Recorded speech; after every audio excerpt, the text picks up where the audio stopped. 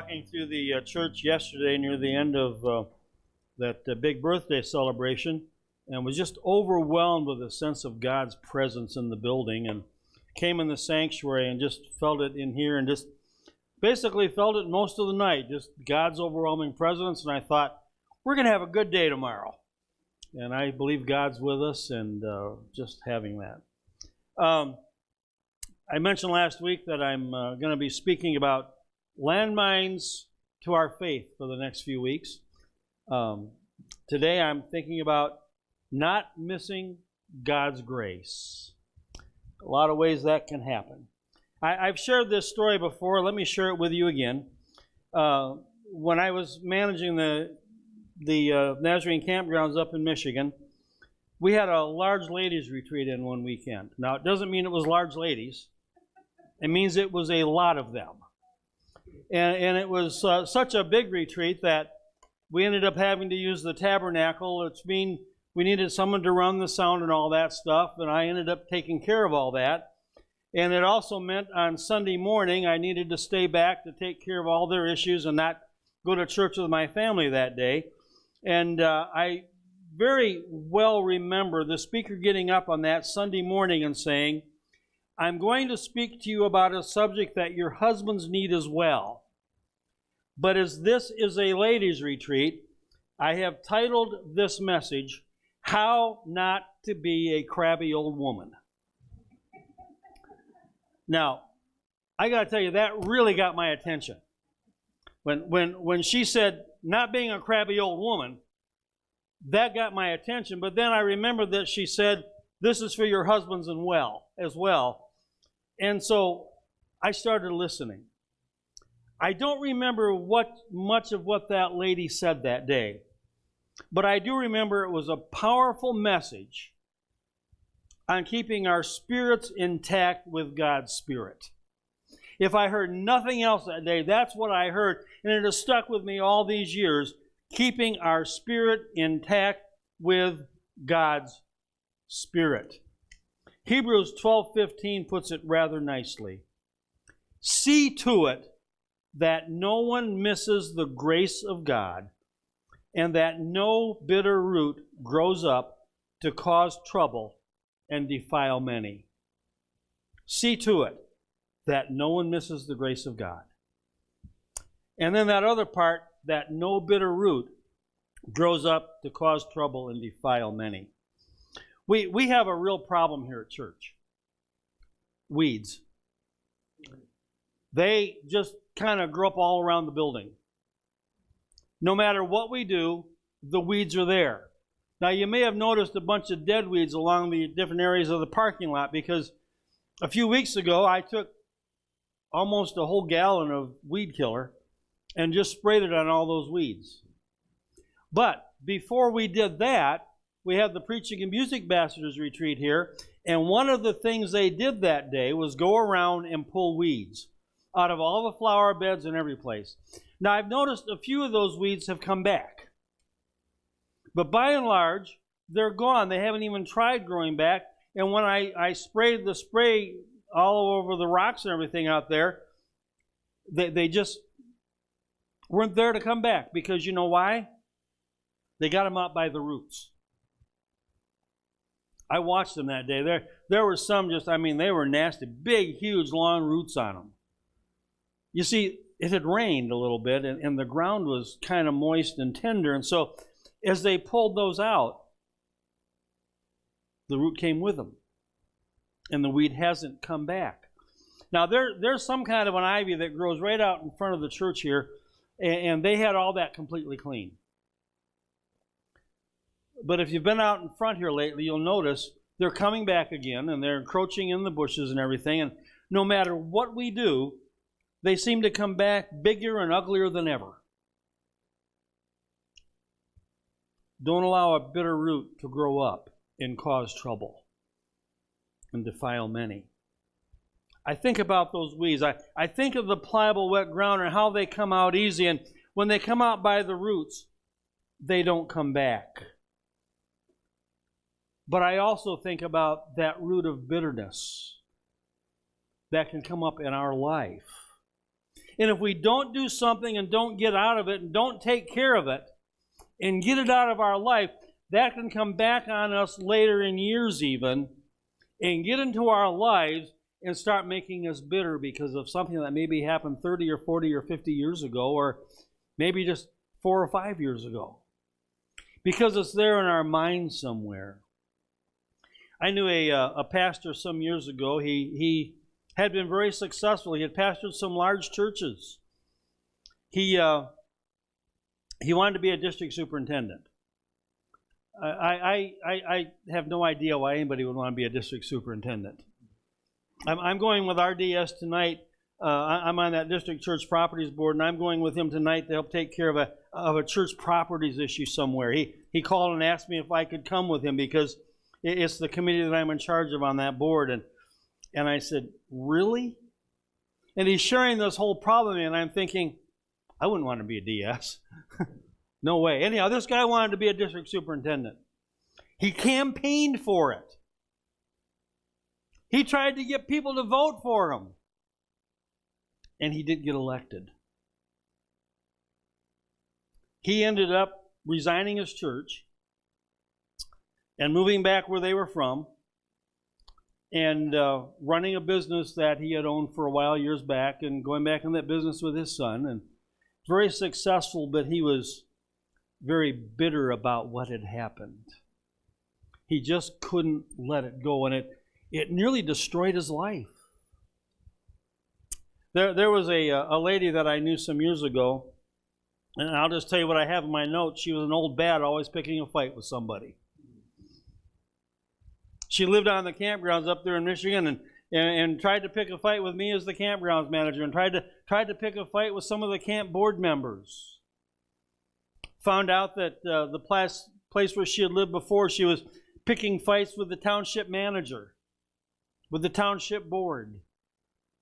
Found out for years she had always been picking fights with different people in church, and she was just a bitter old woman. I've seen bitterness in the fiery eyes of some of God's best people.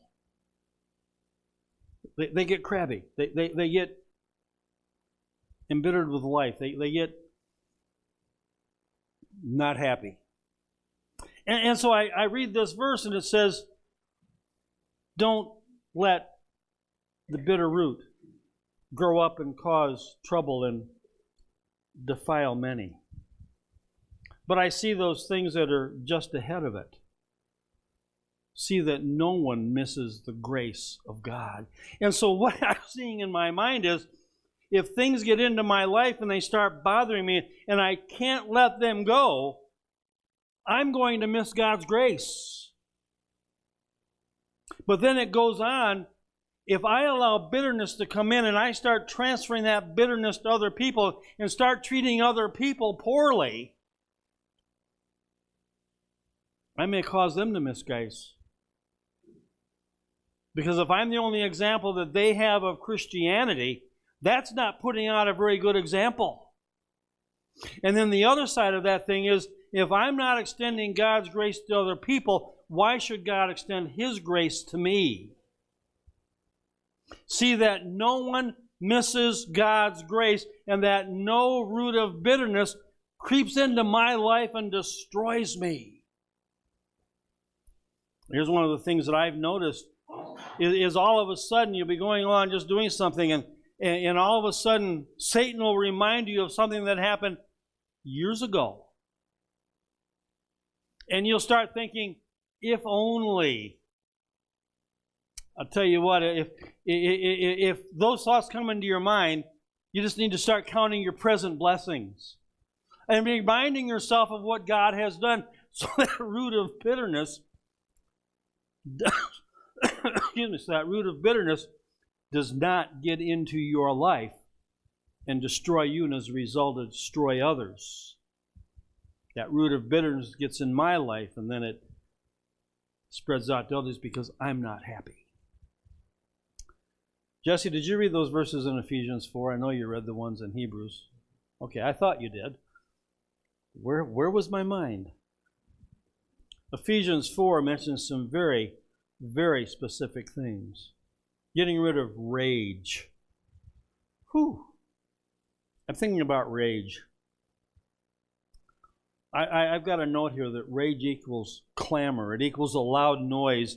It equals a passionate, lashing fit of violence. Well, that's really putting it kind of strong. I haven't seen too many people lately with a passionate, lashing fit of violence. But I see people who always seem to be in a rage, always upset about something. Always something is wrong. They're never happy with anything. They can't accept things that other people like because they're not part of their life. And so they just start complaining. And if they keep complaining enough, it gets into where they're just mad and they just lash out, maybe just verbally. Get rid of anger. Anger is a reaction to extreme displeasure. It's so easy to get angry. You know, last week I tried to show you that video of road rage, and I did something with the thing here and froze the computer. And it was a video of what had happened on Interstate 57 of one car pulling another and somebody getting out and start beating a car with a baseball bat and then pulling somebody out of a car and beating the tar out of them. Jesse told me he had road rage the other day. I asked him what he did about it. He said, I just yelled at the person ahead of me. I didn't do anything bad. He was coming across the road and the person was doing the speed limit and he wanted to go faster than the speed limit. I do the same thing out here on Grinnell Road. And sometimes if Kurt's behind me, I'll drive the speed limit just to irritate him and get him in a rage. And he knows it.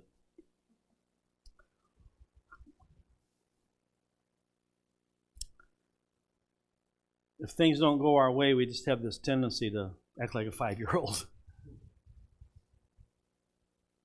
Get rid of brawling. I'm trying to think brawling. When I think of a brawling, I think of people going at it with their fists. But I really wonder if the Bible was just simply talking about quarreling here. We good Christian people don't quarrel at all, do we? We don't complain, we don't grumble. Or at least we better not be. The Bible says, don't miss the grace of God. Don't let these things get up in your life to where you miss God's grace. Ephesians 4 mentions slander, false accusations. How many of you have been watching the news lately? How many of you are sick of watching the news lately? You don't know what to believe.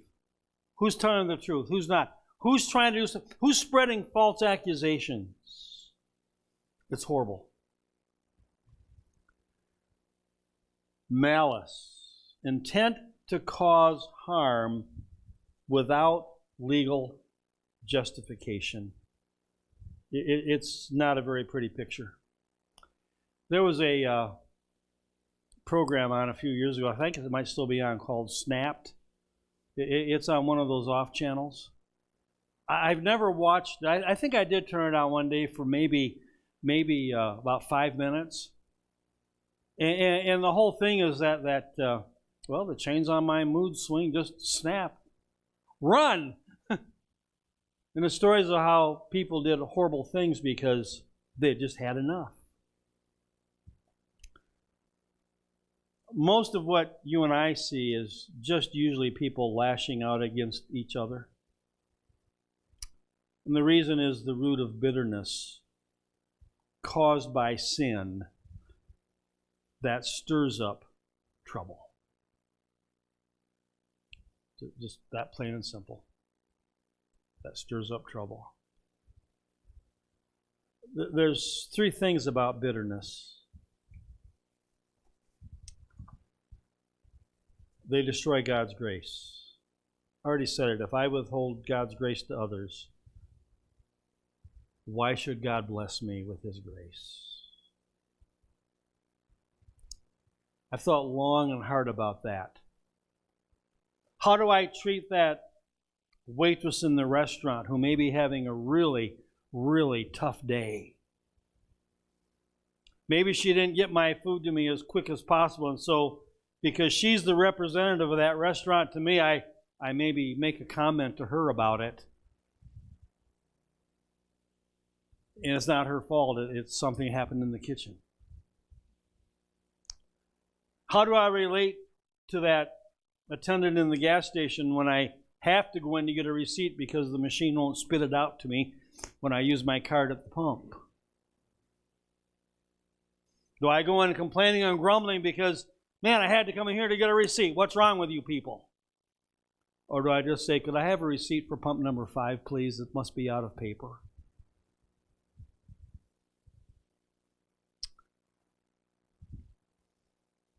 How do I handle life's disappointments and all those things that can come into my life on any given day that can upset the apple cart? I try to plan my schedule out. On Sunday afternoon, I'll sit down and write Monday, Tuesday, Wednesday, Thursday, Friday, Saturday, other, on a piece of paper. And I write down everything I'm going to try to do on Monday and everything on Tuesday and Wednesday and so on. And some of them I'll try to carve it out, or I'll just write chill. So I have a day off. Doesn't happen very often, but I write chill. By the way, we're going to chill this week. We're hopefully leaving in the morning and going to go to Michigan and freeze for the week. We'll be back on Friday, and hopefully we can warm up once we get back and be thawed out by Sunday. Just that chill time. But I try to fill that schedule out. You know, for 3 weeks, I was trying to get one little project started. And no matter what, if I would say, tomorrow morning, I'm going to start redoing the utility room. That's what we're doing right now, redoing the utility room of the house. Tomorrow, I'm going to start doing this.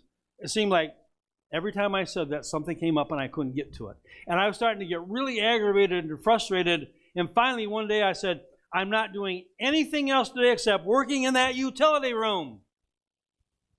I wanted to have it done before we went on vacation.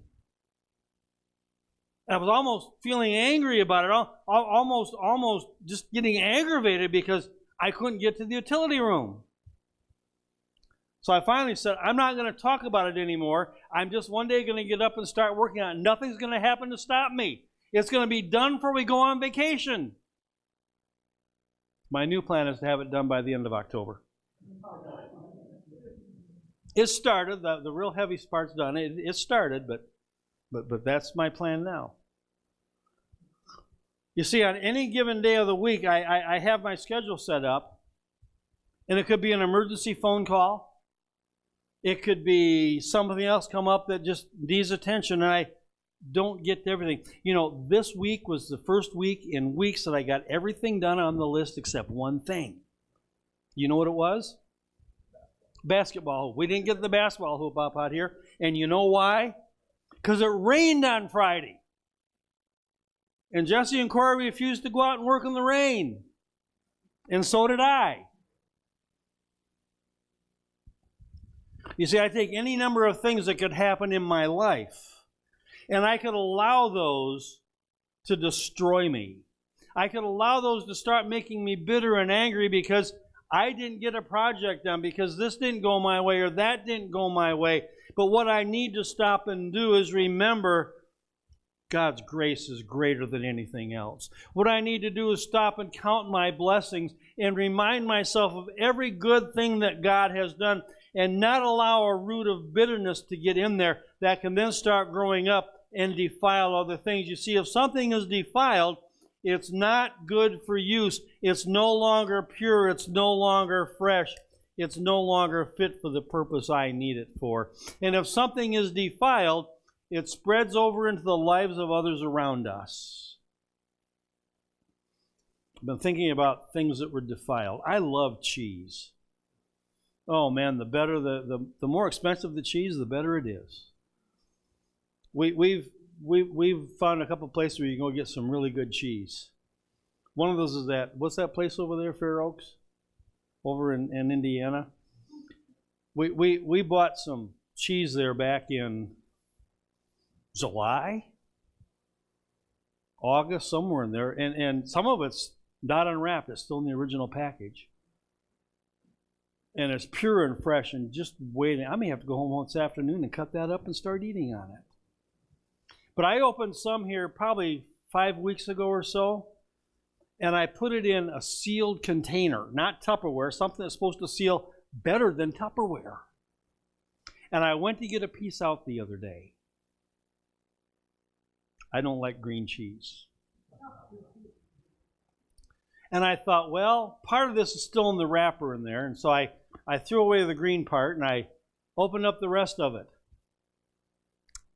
I didn't like the looks of that green on that either. So I ended up throwing the whole thing away.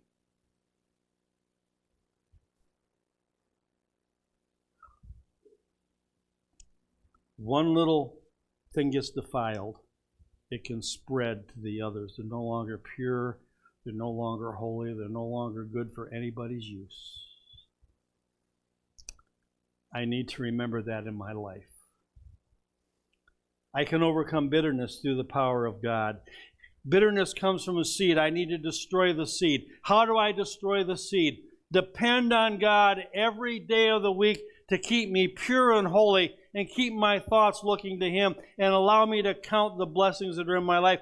I need to nurture that seed. You see, the Bible says, think on good things. And if I think on good things, it's going to nurture that good seed in my life. I need to allow God's Word to penetrate my mind, my soul, and my body. Marcy has been teaching at the Y on Thursday evenings. She leaves the house about 3, goes and picks Cameron up from school to get him to his lessons on time. And then Ann takes the girls up to the school and up to the Y in time for their lessons. And then about 7 o'clock, they're all done, and Marcy brings all the kids back to their home. And I'm sitting there looking at my watch thinking, I'm just going to go ahead and eat dinner. I'm not going to wait for her. I'm hungry. But I'm also sitting there enjoying 4 or 5 hours of quiet. I've just learned, I don't even turn the TV on. I sit there and read and study and work on things for Sunday, and sometimes just odds and ends, getting little things done. And the other night at 7:45, Marcy sent me a text message and said, I'm at Kurt and Jennifer's waiting for someone to show up from work so I can come home. You understand that. You see, they both work weird schedules, and it's one of those things. And I'm thinking, oh good, 15 more minutes of peace and quiet, and then I heard it. Kurt blasting by the house on his way home from work on his motorcycle, and I thought, okay, 10 minutes, the noise starts again. Marcy will be home, the TV will be on. But I've just learned to enjoy that, several hours of allowing God's Word to penetrate my mind and my soul, my very being, because we need that in our lives. At some point every week, we need that quiet time. Ephesians 4:32 says, be kind and compassionate.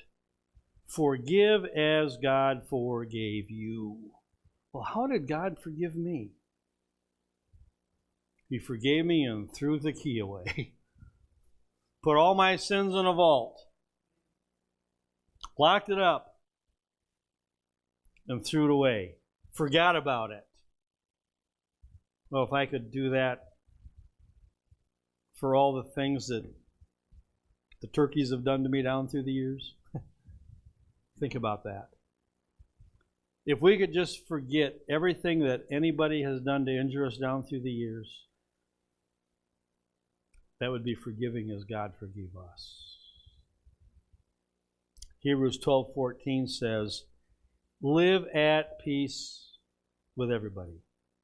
As much as lies in you, live at peace with everybody. Now, let's face it, let's be honest. There are some people you just aren't going to make happy. There's some people that you're just not getting along with. There's some people that no matter what you do, they're not going to be peaceful towards you. But I have to do everything in my part to not allow things to come up there. To be kind and considerate to them, to be loving, to be compassionate. And on my part, I need to live peacefully. Hebrews 12:14 also says, live holy and pure. Wow. Think about that. Living holy and pure.